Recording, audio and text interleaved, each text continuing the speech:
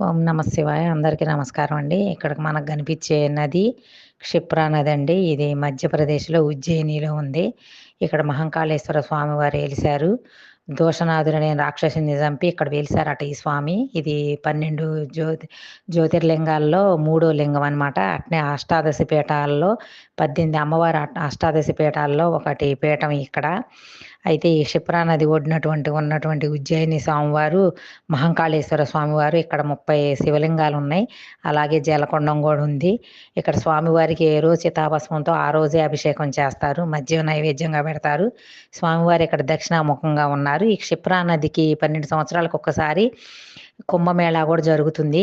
అయితే ఎటువంటి మంత్రులు గాని, రాజులు గాని ఎవరొచ్చినా ఈ ఉజ్జయినిలో నైట్ మాత్రం నిద్ర చేయరట. అదొక సెంటిమెంట్ అంట. ఈ స్వామి, ఈ మహంకాళేశ్వర స్వామే ప్రపంచానందరికీ రాజు. మిగతా రాజులు గాని, మంత్రులు గాని ఇక్కడ నిద్ర చేయరట.